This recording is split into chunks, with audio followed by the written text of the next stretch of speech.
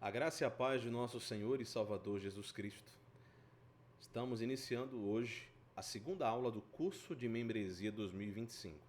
Semana passada tivemos a nossa primeira aula, o nosso primeiro encontro, e hoje nós entramos propriamente dito no tema, não é? No assunto, no conteúdo que nós reservamos para o curso de membresia 2025. Eu quero relembrar aos irmãos que o curso de membresia é voltado para os novos convertidos, para aqueles que ainda não se batizaram, ou então para aqueles que já são batizados, já se converteram a Cristo, mas que estão chegando para uma de nossas igrejas, para fazer parte de uma de nossas igrejas, para fazer parte da denominação batista. Então, você que se enquadra em uma dessas situações é muito bem-vindo a assistir, a acompanhar o curso de membresia, tá bem?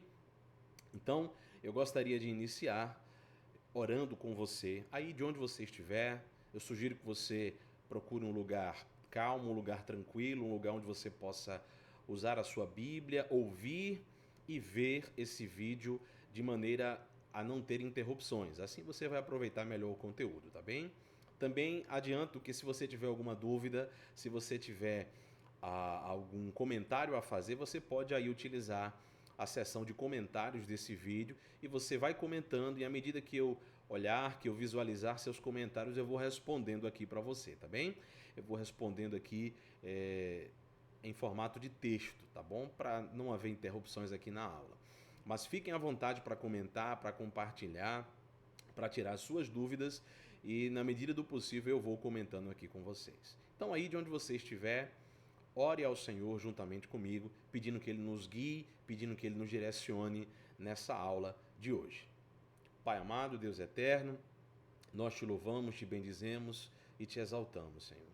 Senhor, obrigado pela oportunidade que o Senhor dá a cada um de nós, de neste momento poder meditar na tua palavra, Senhor, poder refletir sobre as tuas santas verdades. Nos aperfeiçoa, nos aprimora, nos ensina, Senhor, a sermos verdadeiros discípulos teus, a sermos discípulos que compreendem o custo de te seguir, a entendermos que devemos amar o Senhor sobre todas as coisas, ao próximo como a nós mesmos, que devemos viver em comunidade porque somos igreja tua, somos corpo teu e tu és a cabeça, Senhor. Nos direciona, nos ilumina e nos faz compreender as verdades do teu santo evangelho. Assim oramos em nome do Pai, do Filho e do Espírito Santo. Amém. Meus irmãos, semana passada nós vimos um pouco sobre o significado de ser um discípulo. O que é ser um discípulo? O que envolve ser um discípulo de Jesus? Então nós vimos que ser um discípulo é ser um seguidor. Ser um discípulo é ser um aluno que aprende com o seu mestre, que aprende pelos ensinos do seu mestre, mas que aprende também pelo exemplo do seu mestre e que aprende para passar adiante os ensinos, o exemplo, tudo aquilo que ele aprendeu com seu mestre. Basicamente é isso que nós somos de Jesus Cristo. Nós que temos fé em Jesus, somos discípulos de Jesus. Então, semana passada nós tivemos uma conversa interessante a respeito do que é ser um discípulo. Entendendo então o que é ser um discípulo, o segundo passo é nós entendermos que nós, como discípulos, temos ferramentas que o Senhor Deus nos deu para avançarmos na caminhada cristã, avançarmos na jornada cristã. O Senhor não nos deixou sós. Em primeiro lugar, o próprio Deus está conosco o tempo todo. Em primeiro lugar, o próprio Deus nos acompanha. Ele disse aos seus discípulos: Eis que eu estarei convosco todos os dias até a consumação dos séculos. É o que ele fala antes de voltar aos céus, antes de ascender aos céus. Mas ele também nos deixou ferramentas importantíssimas que nós podemos utilizar para avançar, para desenvolver a nossa fé, a nossa salvação, o nosso relacionamento com ele. E é sobre essas ferramentas que nós vamos falar na aula de hoje, tá bom? Quais são então as 3 ferramentas que o Senhor Deus nos deixou? Ele nos deixou várias, mas pelo menos essas 3 ferramentas são cruciais, tanto para você que está iniciando sua jornada cristã, você que é um novo convertido, você que tem sede e fome de aprender de Deus e de fazer a vontade dele, quanto aquele que já está na caminhada há um bom tempo, que já é crente há um certo tempo e que também tem sede e fome de aprender e de avançar no conhecimento do Senhor. Quais são essas três ferramentas? As três ferramentas são a Bíblia, a Palavra de Deus, a revelação do Senhor para a nossa orientação, para o nosso aprendizado, a oração, que é a forma que nós podemos abrir o nosso coração diante de Deus, nós podemos nos comunicar com o Senhor, nós podemos olhar para dentro de nós e também nos conhecer mais através da oração e ter uma intimidade maior com o Senhor. E a terceira ferramenta é o relacionamento com os nossos irmãos, irmãos em Cristo Jesus, pessoas que podem não ser da nossa família de sangue, que pode não ser do nosso núcleo familiar, ou talvez também seja, vai depender da situação de cada um, mas pessoas que mesmo que não façam parte da nossa família natural, fazem parte da nossa família espiritual, a Igreja do Senhor.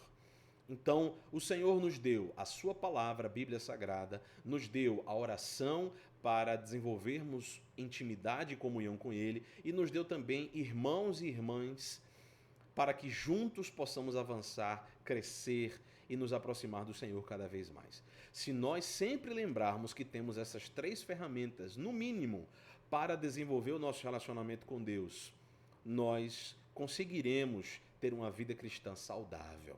Então eu gostaria de, juntamente com você, olhar para cada uma dessas três ferramentas que o Senhor nos deixou, que o Senhor nos deu, para crescermos em graça e em conhecimento. A primeira ferramenta é a Bíblia Sagrada. A Bíblia Sagrada é o livro por excelência, meus irmãos. A Bíblia Sagrada, ela é o registro da revelação especial de Deus. Quando nós estudamos teologia, nós aprendemos que Deus se revelou de pelo menos duas formas. Nós chamamos a primeira forma de revelação natural, de revelação comum, ou revelação geral. E a segunda forma nós chamamos de revelação especial, revelação específica. E qual a diferença das duas formas de revelação de Deus para conosco? A primeira é a revelação de Deus em sua criação. Deus é o criador de todas as coisas. Deus criou o universo em que habitamos, o planeta em que moramos. Deus criou os céus, a terra, os animais, toda a estrutura física de natureza que existe no mundo e no universo. Foi Deus quem criou. E como um bom criador, Deus ele colocou a sua marca, ele deixou a sua assinatura na criação. Então, quando olhamos para a natureza e vemos a beleza, a uniformidade, as leis da natureza, nós percebemos que há uma inteligência por trás daquilo. Somente alguém com muita inteligência, com muita capacidade, somente uma mente poderia trazer tudo isso à existência. Porque existe inteligência, existe propósito em cada uma das coisas que foram criadas. Nada de fato existe só por existir. Nada de fato existe por acaso. Existe através de um propósito. E coisas que são criadas ou que existem com um propósito, só existem assim porque uma mente inteligente, alguém as criou com o seu propósito específico. E nós entendemos que o universo possui propósito, nós, os seres vivos, possuímos propósito, sentido de existir. E tudo que existe tem um propósito, funciona para alguma coisa, tem algum objetivo de ser. E tudo isso só pode vir de uma mente. E a mente suprema, acima de tudo, é a mente de Deus.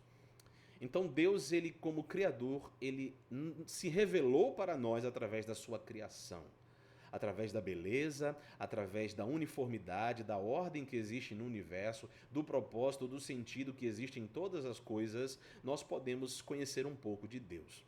Não é à toa que todas as civilizações, mesmo sem desenvolver pensamentos muito complexos sobre Deus, mas elas entendem que há algo na natureza, que há algo nas coisas criadas que de fato é divino. É por isso que civilizações antigas e até mesmo sociedades de religiões animistas que nós temos hoje em dia, como, por exemplo, grupos indígenas, grupos aborígenes, pessoas que vivem de forma tribal, que não têm muita modernidade, muita tecnologia, muito conhecimento do mundo atual. Toda civilização, seja do passado ou atual, ela olha para a natureza e consegue ver alguma divindade. É por isso que sempre existiu adoração ao sol, aos céus, adoração aos animais, adoração à lua, às estrelas, porque por mais que o ser humano não tivesse todo o conhecimento de Deus, do Criador, mas sempre houve no ser humano o entendimento de que cada coisa criada remetia a algo maior do que ela. Então, por isso, mesmo sem conhecer completamente as civilizações, elas eram voltadas para adorar a natureza, as coisas que elas viam ao seu redor. E Deus, como Criador, ele deixou a sua marca, ele deixou a sua assinatura. Então, qual é a assinatura de Deus da natureza? Quando a gente olha para a natureza, para a criação, a gente percebe que a criação não pode ter vindo do nada, que a criação só pode ser fruto de uma mente inteligente, ainda que a gente não tenha tantas informações olhando só para a natureza de quem é essa mente. Isso é revelação geral, isso é revelação natural. Agora nós temos o segundo tipo de revelação, que é a revelação específica, a revelação especial de Deus. E essa revelação especial de Deus é aquilo que Deus fez ao se revelar aos profetas do passado. Deus se revelou em sonhos, em visões, como uma voz poderosa. Deus apareceu para pessoas no passado, e todas as vezes que Deus se revelava, que Deus aparecia, que Deus se materializava e se encontrava com alguém no passado, ele falava algo, ele dizia algo. E a isso chamamos de revelação especial. Então Deus fez isso com várias pessoas. Deus utilizou os profetas do passado, Deus enviava aos profetas a sua mensagem, aquilo que ele queria dizer. Os profetas então comunicavam ao povo aquilo que Deus queria. Deus falava sobre si mesmo, quem ele era. Deus revelava qual a sua vontade, o que ele queria que o povo soubesse. Deus revelou várias coisas aos profetas do passado e os profetas transmitiram ao povo de Deus, ao povo de Israel. E essas revelações foram registradas. Aquilo que Deus transmitiu aos profetas foi registrado em escrituras sagradas. E são essas escrituras sagradas que registram a revelação especial de Deus que nós chamamos de Bíblia Sagrada. No passado, Deus se revelou aos profetas. E no Novo Testamento, Deus se revela aos apóstolos.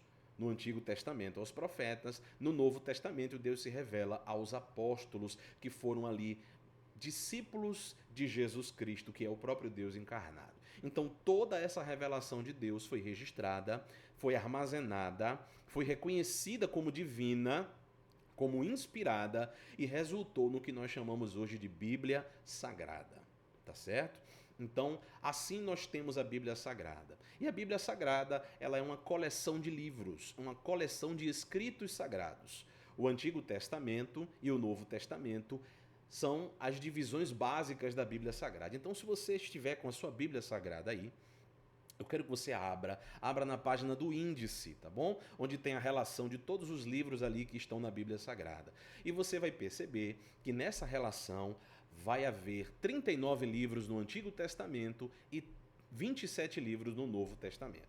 Então, as duas primeiras coisas que nós precisamos saber: a Bíblia Sagrada, na verdade 3. A Bíblia Sagrada é uma coleção, é um compilado de vários escritos antigos, que nós chamamos de livros, tá bom? Esses livros estão divididos em Antigo Testamento, que são os livros inspirados, as escrituras sagradas do povo judeu, e Novo Testamento, que são as escrituras sagradas ali, também elaboradas pelo povo judeu, mas que foram direcionadas não só aos judeus, mas ao mundo inteiro, aos gentios. Gentio é o termo bíblico para se referir a quem não é judeu, tá bom? Então nós temos o Antigo Testamento e o Novo Testamento. O Antigo Testamento possui 39 livros, que vão de Gênesis a Malaquias, e o Novo Testamento possui 27 livros, que vai de Mateus a Apocalipse. Então, com a Bíblia aberta, eu gostaria de passar rapidamente por cada um desses livros com vocês. É muito importante que nós observemos quais são esses livros que compõem a Bíblia Sagrada. Então, se você olhar no índice da sua Bíblia, você verá que no Antigo Testamento nós temos Gênesis, Êxodo, Levítico, Números e Deuteronômio, os primeiros 5 livros da Bíblia. Esses 5 livros também são chamados de Torá, ou lei. Torá significa lei no idioma hebraico, que foi o idioma que o Antigo Testamento foi escrito. Depois desses 5 livros nós temos Josué, Juízes, Ruth, 1º e 2º Samuel, 1º e 2º Reis, 1º e 2º Crônicas, Esdras, Neemias e Ester. Esses livros compõem o que nós chamamos de livros históricos, porque eles contam as histórias do povo judeu, tá bom? Eles contam a história do povo judeu, antes da monarquia, durante a monarquia, depois da monarquia. Eles contam a história de Israel. Então, se você quiser conhecer a história de Israel, você vai ler um desses livros, de Josué a Esther. Se você quiser conhecer as leis que Deus deu ao seu povo, você então vai ler de Gênesis a Apocalipse. E Gênesis especificamente também fala da criação do mundo, tá bem? Além desses livros, nós temos Jó, Salmos, Provérbios, Eclesiastes e Cânticos. Em algumas Bíblias vai ter Cantares de Salomão ou Cântico dos Cânticos. Esses 5 livros nós chamamos de poéticos, porque eles estão estruturados em forma poética, tá bem? Eles não são livros históricos, também não são livros legais, eles são livros poéticos. Nós encontramos sabedoria antiga em cada um desses livros. Nós encontramos até mesmo algumas histórias, como o livro de Jó, narradas em forma poética. Então, nós encontramos em Salmos os louvores que o povo de Israel cantava, as orações que o povo fazia, tudo isso em forma de poesia, principalmente para facilitar a memorização. Depois desses livros nós temos Isaías, Jeremias, Lamentações, Ezequiel e Daniel, que nós chamamos de profetas maiores. Por que profetas maiores? Porque eles são maiores em volume, são os profetas que mais escreveram escritos, né, em quantidade. Seus livros são volumosos, tem muitos capítulos, muitos versículos. Então, por serem os maiores livros proféticos, nós chamamos eles de profetas maiores, de Isaías a Daniel. E por último, nós temos Oséias, Joel, Amós, Obadias, Jonas, Miqueias, Naum, Abacuque, Sofonias, Ageu, Zacarias e Malaquias, que também são profetas, mas nós chamamos de profetas menores. Por que menores? Não porque eles são menos importantes, mas porque eles escreveram menos. Esses 12 livros dos profetas menores aqui são livros bem menores, bem curtinhos, com apenas alguns capítulos. E tem livro que nem capítulo tem, só tem versículo, de tão pequeno que é. Então, esses livros compõem o que nós chamamos de Antigo Testamento. Só repetindo, a Torá, que são os 5 primeiros livros da Bíblia, ou a Lei. Depois vem os livros históricos, que vai de Josué a Esther. Os livros poéticos, de Jó a Cânticos, ou Cantares de Salomão. Os livros proféticos maiores, de Isaías a Daniel, e os livros proféticos menores, de Oséias até Malaquias. E assim nós chegamos aos 39 livros do Antigo Testamento, tá bem? É importante que você conheça quais são eles, porque existem outras Bíblias, tá bom? Se você não sabia, está sabendo agora. A Igreja Católica Romana, por exemplo, possui uma Bíblia um pouco diferente da nossa. O Antigo Testamento da Igreja Católica Romana tem 7 livros a mais, que a nossa Bíblia não tem. Então, se você acabar encontrando ou se deparando com uma Bíblia católica, ela vai ter 7 livros a mais. Ela vai ter 46 livros no Antigo Testamento e não 39, como a nossa Bíblia evangélica, a nossa Bíblia protestante, tá bom? Mas o que importa por hora é você saber desses detalhes. Nós então chegamos à segunda parte da Bíblia, que é o Novo Testamento. E o Novo Testamento ele possui menos livros que o Antigo Testamento. Ele possui 27 livros, que também são divididos em categorias. Quais são esses livros e essas categorias? Vamos lá. Os primeiros 4 livros do Novo Testamento nós chamamos de evangelhos. Eles são Mateus, Marcos, Lucas e João. Esses evangelhos, eles contam a história da vida e do ministério de Jesus. Então, se você quer saber onde na Bíblia está escrito sobre a pessoa de Jesus Cristo, você vai ler os evangelhos, Mateus, Marcos, Lucas e João. Em seguida, nós temos o livro de Atos, que é um livro histórico. É o único livro precisamente histórico ali no Novo Testamento. E o livro de Atos dos Apóstolos, ele vai contar a história da igreja após a morte, ressurreição e ascensão de Jesus. E a ação ali dos apóstolos, o que eles fizeram, principalmente os apóstolos Pedro e Paulo. Depois você tem, então, as cartas paulinas, que são Romanos, 1ª e 2ª aos Coríntios, Gálatas, Efésios, Filipenses, Colossenses, 1ª e 2ª Tessalonicenses, 1ª e 2ª Timóteo, Tito e Filemon. Essas cartas são chamadas de cartas paulinas porque foram escritas pelo apóstolo Paulo e foram enviadas para diversas igrejas ali na região da Ásia ou da Grécia ou do Império Romano, né? Tudo aquilo ali era dominado pelo Império Romano. Então, Paulo escreveu suas cartas e direcionou essas cartas para orientar, ensinar e aconselhar as igrejas ali para quem ele estava dando assistência. Algumas cartas foram direcionadas a igrejas e outras foram direcionadas a pessoas específicas, como 1ª e 2ª Timóteo, Tito e Filemon. Depois nós temos aquilo que chamamos de cartas gerais. Quais são as cartas gerais? Hebreus, Tiago, 1ª e 2ª Pedro, 1ª, 2ª e 3ª João e Judas. Essas cartas são chamadas de cartas gerais ou cartas universais. Por quê? Porque tem vários autores, tá bem? E são direcionados a um público mais amplo. Normalmente essas cartas são direcionadas não a uma igreja só ou a uma pessoa só, mas a várias igrejas ou a vários grupos de cristãos em diversas partes do Império Romano. Então, por isso, nós chamamos elas de cartas gerais. E, por fim, nós temos o livro profético do Novo Testamento, que é o livro de Apocalipse. Então, aqui nós fechamos os 27 livros do Novo Testamento. E assim nós temos a Bíblia Sagrada com os seus 66 livros. Então, meu irmão, minha irmã, se você não conhecia esses detalhes sobre a Bíblia Sagrada, você está tendo o privilégio, o prazer de conhecer agora. E por que a Bíblia Sagrada é tão importante para nós? Porque nela nós encontramos a vontade de Deus revelada para o seu povo. Primeiro para o povo judeu e depois para o povo gentio. Mas no final das contas todos somos um povo só. Nós somos filhos de Deus, seguidores do Senhor Jesus. Nós temos fé no Pai, no Filho e no Espírito Santo. A gente vai ter uma aula específica sobre a pessoa de Deus, a Trindade Santa, mais na frente. Por ora, eu quero que você observe que você tem uma ferramenta magnífica para se aproximar de Deus, para desenvolver sua fé, que é a Bíblia Sagrada. Você deve ler a Bíblia Sagrada.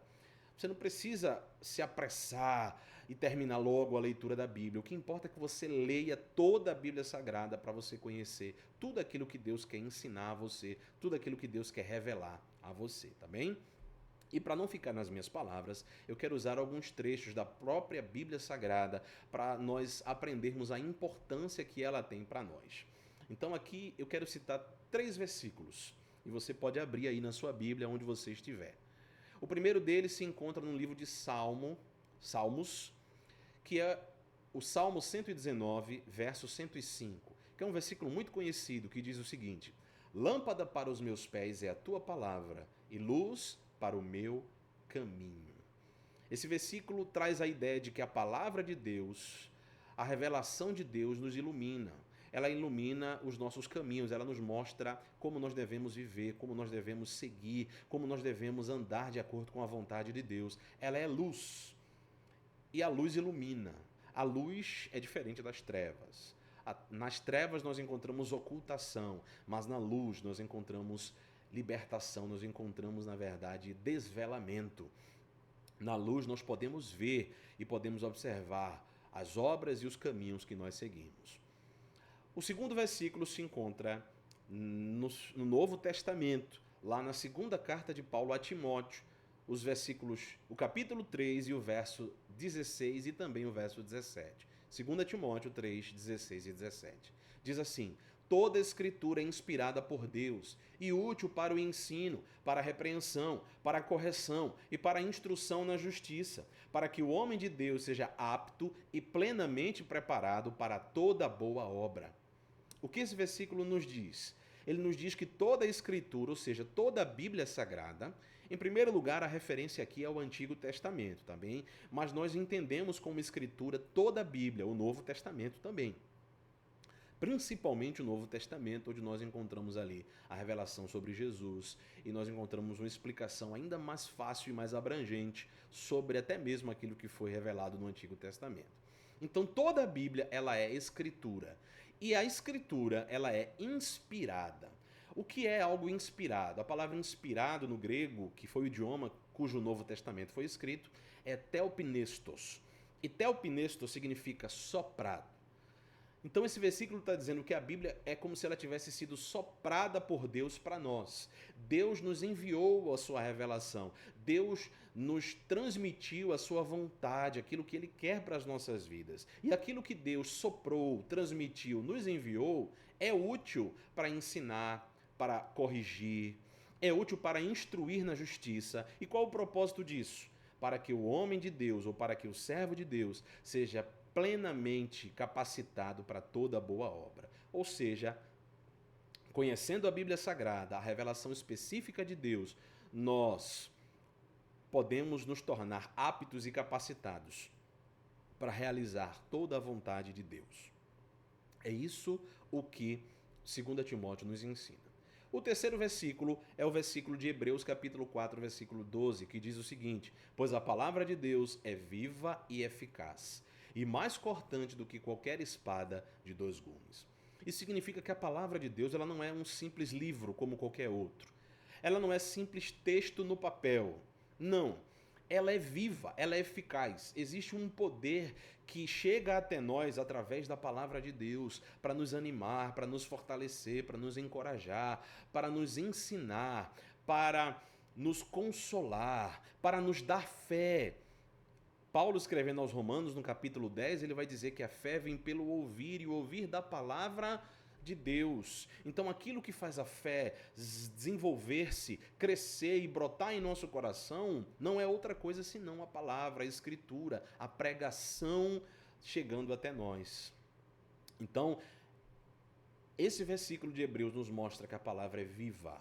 Ela é profunda, ela corta como uma espada de 2 gumes, que corta dos 2 lados, que penetra até a divisão da alma, das juntas e da medula. É uma linguagem poética, figurada, mas a ideia é que a palavra de Deus ela pode alcançar o nosso interior, ela pode chegar ao mais profundo do nosso ser, ela pode fazer por nós aquilo que nenhuma outra coisa pode fazer. Então, eu espero que você tenha entendido a importância da palavra de Deus. Todo cristão, ele tem o dever de conhecer a Bíblia Sagrada. Então, sempre tem uma Bíblia consigo. Você pode usar a Bíblia no celular, hoje em dia é muito útil, mas eu aconselho que você compre uma Bíblia se você ainda não tem. Para que você tenha a Bíblia física, para que você possa folhear a Bíblia, para que você possa ali conhecer, ali em suas mãos, em seu colo, a Bíblia Sagrada, a revelação de Deus de uma maneira especial.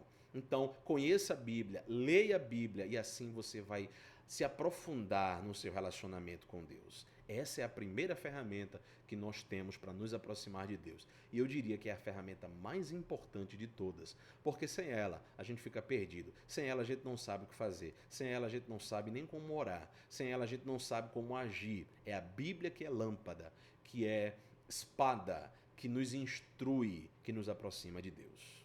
Amém? Então, se você tiver alguma dúvida, algum comentário, coloca aí que a gente vai estar respondendo assim que possível, tá bom? A segunda ferramenta que nós encontramos para o discípulo de Jesus, que é uma ferramenta importantíssima, é a ferramenta da oração. E a oração, meus irmãos, ela é uma ferramenta crucial. A oração é importantíssima. A oração, eu diria, é tão importante quanto o conhecimento da Bíblia Sagrada. Certa vez perguntaram a um pastor, o nome dele é A.W. Tozer, foi um pastor americano, muito conhecido nos Estados Unidos em décadas passadas, um escritor profícuo, um homem de Deus. Perguntaram a A.W. Tozer, pastor, qual é mais importante? A Bíblia ou a oração? Ler a Bíblia ou orar? E ele refletiu assim e ele respondeu, me responda uma coisa antes. O que você acha que é mais importante para um pássaro? A asa esquerda ou a asa direita? E a pessoa então ficou refletindo assim e ela percebeu que, de fato, tanto a Bíblia quanto a oração são como as 2 asas de um pássaro. Nenhuma é mais importante do que a outra em certo sentido. Uma tem primazia à outra, que é a Bíblia, porque sem a Bíblia eu não sei nem como orar. Mas uma não pode existir sem a outra na vida do cristão, no sentido de que nós não temos como nos aproximar de Deus sem ter os 2 muito bem exercitados em nossa vida. A Bíblia, o conhecimento bíblico, e a palavra de Deus. Então, olhando para, a Bíblia e a oração. Então, olhando para essa segunda ferramenta, nós encontramos alguns versículos que falam sobre a oração. E o primeiro versículo está em Mateus. Mateus capítulo 6, versículo 6. Você abra a sua Bíblia aí, onde você estiver, para que a gente possa fazer essa leitura, tá bom? Mateus capítulo 6 é o primeiro livro do Novo Testamento.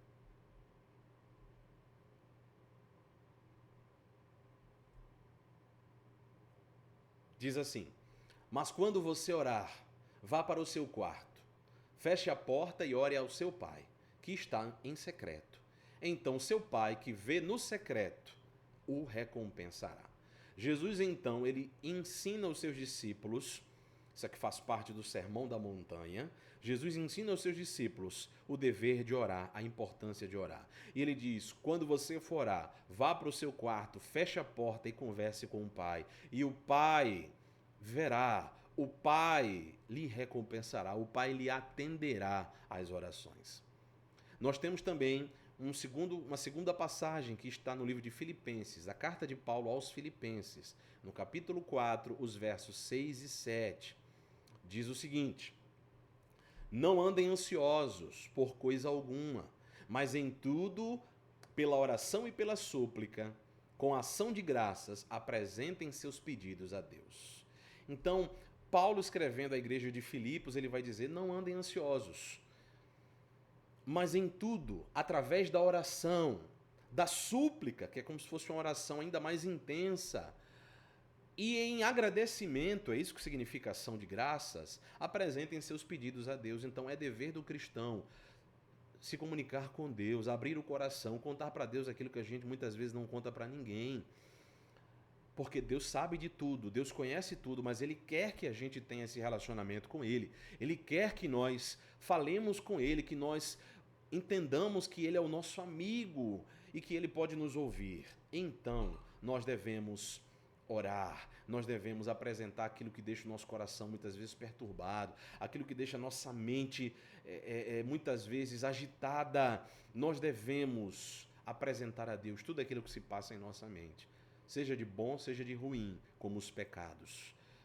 Nós precisamos constantemente nos aproximar de Deus em oração. E o último versículo, que está em 1 Tessalonicenses, a primeira carta de Paulo aos Tessalonicenses, no capítulo 5, no versículo 17. É um versículo curtinho, mas ele tem um ensinamento preciosíssimo, um ensinamento muito profundo para as nossas vidas. Se você puder, abra sua Bíblia aí. Primeira carta de Paulo aos Tessalonicenses, no capítulo 5, verso de número 17. Nós encontramos a seguinte orientação do apóstolo Paulo: orem sem cessar.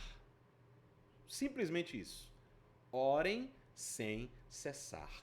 Então o apóstolo Paulo diz que é mandamento, é dever do cristão orar sem cessar, ou seja, orar constantemente, não parar de orar. A oração para o cristão, meus irmãos, é como se fosse o ar que nós respiramos. Se você pode até segurar o ar, parar de respirar por algum momento, por alguns minutos, 2, 3, 4, 5 minutos. Se você parar de respirar por mais do que isso, já começa a afetar seu corpo. E se você parar de respirar por muito mais tempo, então, na verdade, você morre. Porque o ar que entra nos seus pulmões, o ar, o fôlego de vida é importante, é necessário para a sua sobrevivência. Da mesma forma, a oração é necessária para a sobrevivência espiritual do cristão. Então, se você não tem um costume de orar, ou se você já teve, mas perdeu, você precisa voltar à prática da oração. E aqui vai uma orientação, um aconselhamento que eu dou para vocês. Não restringe a oração somente a quando você vai fazer uma refeição, tomar café, almoçar, jantar ou antes de dormir. Não, aí você faz aquela oraçãozinha de 20, 30 segundos, 1 minuto no máximo. Não, meus irmãos, isso não é suficiente. Você precisa ter momentos de oração. Você precisa orar muito mais do que 1 minuto. Você deve orar vários minutos, se possível for horas. Mas às vezes a gente não tem tempo de orar horas. Então, distribua esses momentos de oração ao longo do seu dia. Não ore só para dormir ou para comer, mas tenha momentos de 10, 20, 30 minutos de oração ao longo do dia, ao longo da semana, porque isso vai fortalecer sua fé. Isso vai aproximar você de Deus. E não só ore se você tiver um lugar reservado, que não tenha ninguém e que você possa ficar tranquilo para orar. Não, às vezes a gente não tem isso. Às vezes a gente chega em casa e tem família e tem uma agitação que muitas vezes não nos permite entrar no quarto e orar. Mas você pode orar em secreto, no seu coração. Você pode orar quando você está indo para o trabalho, para a faculdade. Você pode orar quando você está indo para algum lugar. Você pode orar quando você estiver na fila do banco. Em vez de você estar mexendo no celular, em vez de você estar conversando com as pessoas, você pode estar ali, mesmo com os olhos abertos, conversando com Deus. E isso vai ser muito útil para a sua alma. Orem sem cessar. Aproveitem todos os momentos que vocês puderem do seu dia para separar alguns deles, pelo menos, para a oração. Porque quando você ora, você conhece a Deus mais. Quando você ora, você conhece a si mesmo. Quando você ora, você encontra alívio e conforto para o seu coração. E Jesus foi o grande exemplo de oração. Tudo que Jesus fazia, antes ele orava. Quando Jesus começou o seu ministério de pregação, ele passou 40 dias e 40 noites no deserto, orando e jejuando, mesmo sendo Deus encarnado. Mas ele orou.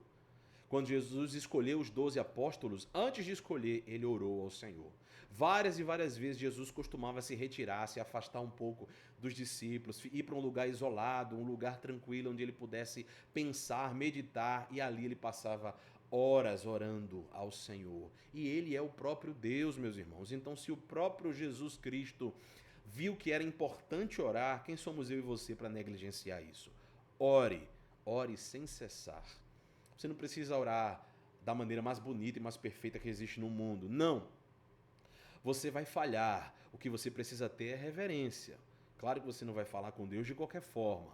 Claro que você não vai ter uma atitude irresponsável, uma atitude desrespeitosa. Não. Você precisa orar em submissão e em reverência. Mas não se preocupe, sua oração não precisa ser a mais perfeita, a mais bonita e a maior de todas. Tem que ser sincera e tem que ser constante. Amém? A segunda ferramenta para o discípulo é a oração. A terceira ferramenta, mas não menos importante, é a ferramenta que Deus nos deixou para nos relacionarmos com os nossos irmãos. Na verdade, são os próprios irmãos. Os próprios irmãos, a igreja do Senhor, é a terceira ferramenta que o discípulo tem. Lá em Mateus capítulo 16, a partir do verso 16 por diante, Jesus ele vai dizer uma coisa muito interessante. Ele vai dizer que ele estabelece a igreja dele, ele funda a igreja dele, e as portas do inferno não prevalecem contra ela. Então, quem foi que fundou a igreja? Não foram os pastores, não foram os evangelistas, não foram os missionários, não foram nem os apóstolos. Quem fundou a igreja foi o próprio Senhor Jesus. E aqui, eu vou ler esse texto para vocês porque é muito importante. Mateus 16, versos 18 e 19 diz: Eu digo que você é Pedro, e sobre esta pedra eu edificarei a minha igreja. As portas do inferno não prevalecerão contra ela. E no verso de número 19 ele diz que vai dar as chaves do reino dos céus para Pedro e para os demais apóstolos, né? Porque Pedro era um representante do colégio apostólico, e o que fosse ligado na terra seria ligado nos céus. Aqui basicamente é uma alusão à mensagem do Evangelho. A mensagem do Evangelho propagada pela igreja faria uma conexão entre céus e terra. Mas o que importa aqui para o nosso exemplo é o que Jesus diz. Jesus diz que ele edificou a sua igreja e as portas do inferno, a condenação, as hostes malignas, os inimigos espirituais que nós temos, não teriam poder para acabar e para destruir a igreja do Senhor, porque a igreja é dele. E o que é a igreja? A igreja não são as quatro paredes. A igreja não é o templo. A igreja não é o lugar onde vamos. A igreja, na verdade, são as pessoas que se reúnem em um só propósito, em uma só fé, de adorar a Jesus, de adorar ao Pai, ao Filho e ao Espírito Santo. Então, o povo é a igreja do Senhor. Então, os irmãos, a igreja de Deus é a nossa terceira ferramenta. Por que Deus nos deixou essa terceira ferramenta? Porque, meus irmãos, primeiro, é mandamento dele. Ele disse que nós devemos amar a ele sobre todas as coisas, mas ao próximo como a nós mesmos. E como é que a gente aprende a amar ao próximo? Interagindo com o próximo, vivendo com o próximo. E quem é o próximo? O próximo, na verdade, é uma expressão que se refere a qualquer pessoa, qualquer ser humano semelhante a mim, é meu próximo.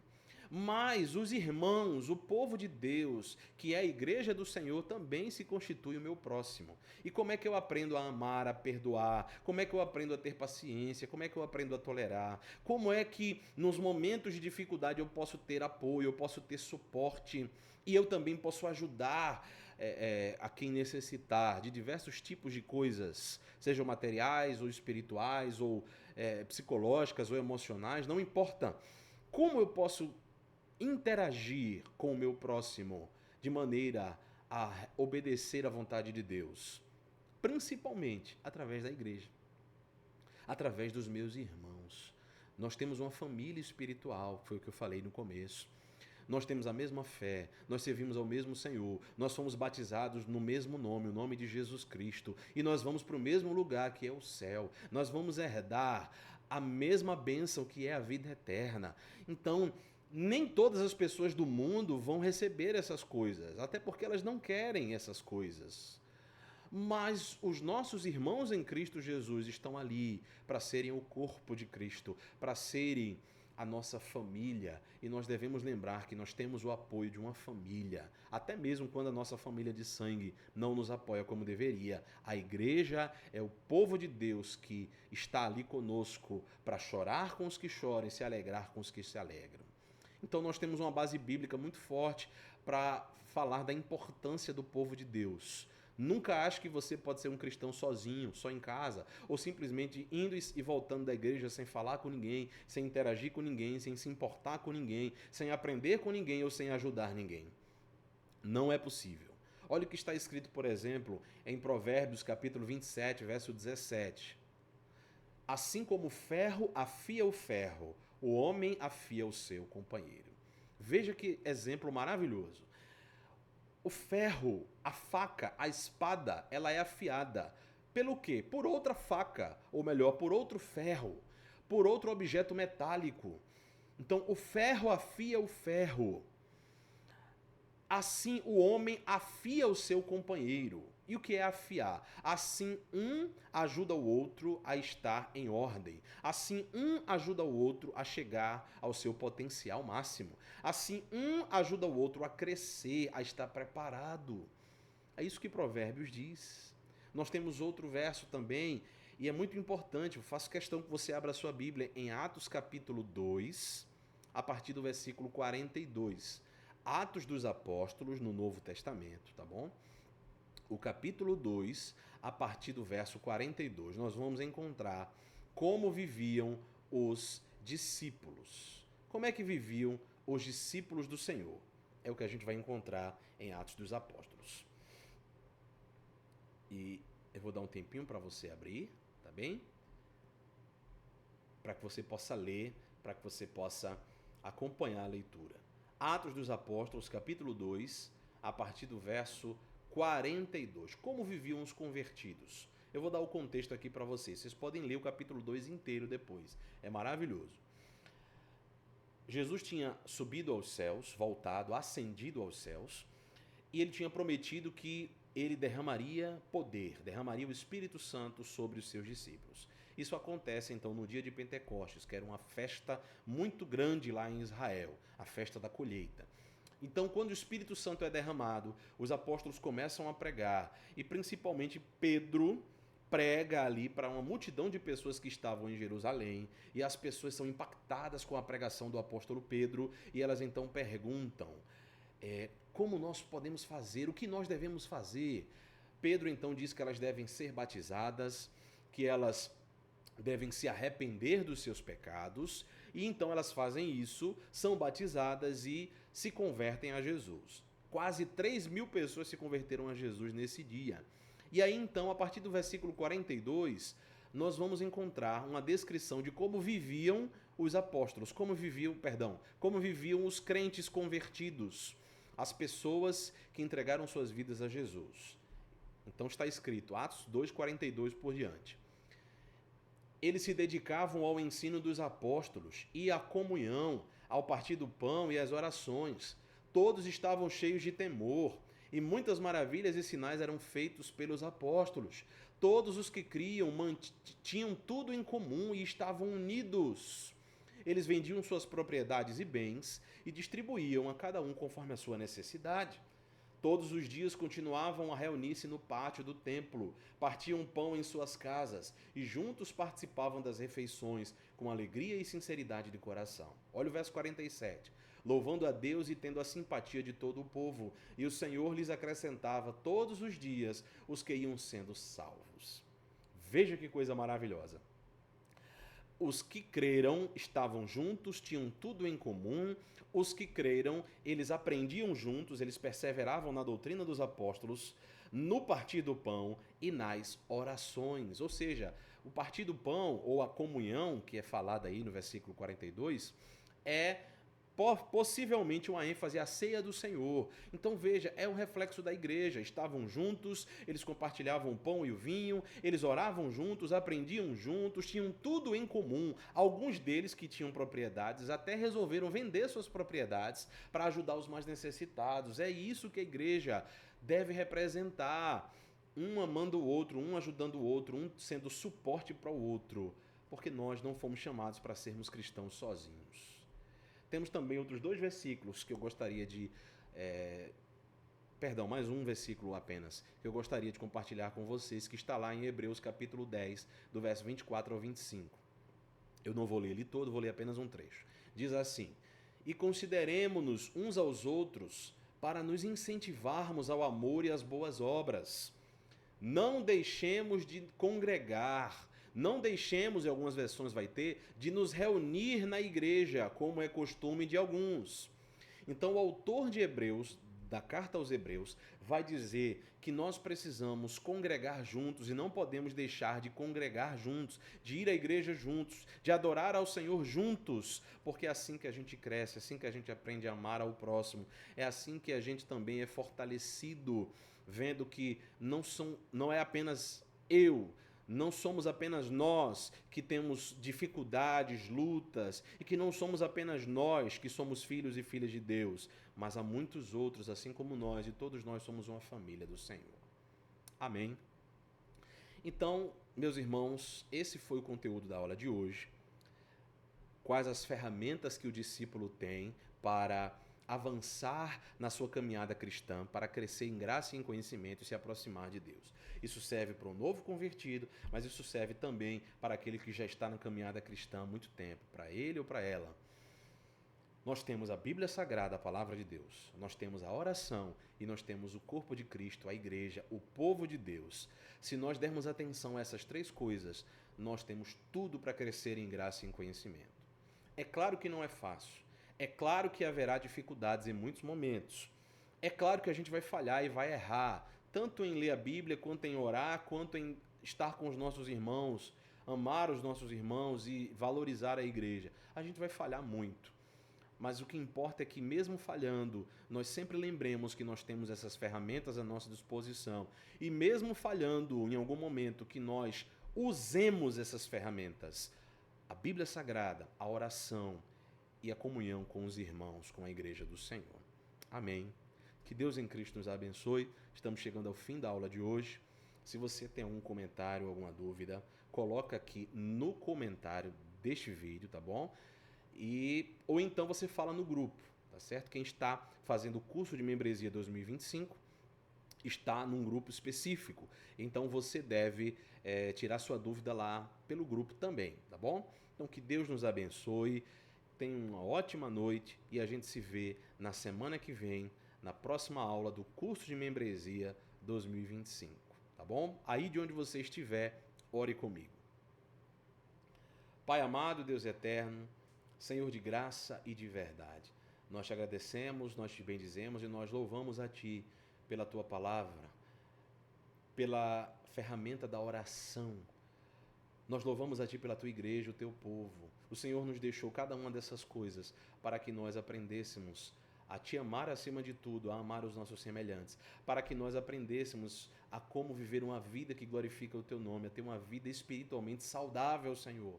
Se nós temos dúvida, podemos ir à Tua palavra. Se nós estamos angustiados, ou então se nós estamos felizes e gratos, nós podemos ir a Ti em oração. Se nós precisamos de apoio, de suporte, ou se vemos que alguém precisa de apoio e suporte, nós podemos estar na igreja, inseridos na igreja e receber da igreja, do teu povo, do teu corpo, o apoio, o suporte e o amor que nós tanto precisamos. Ó Senhor, muito obrigado por isso e por muito mais que o Senhor derrama sobre nós. Assim oramos em nome do Pai, do Filho e do Espírito Santo. Amém. Que Deus abençoe. Até a próxima aula.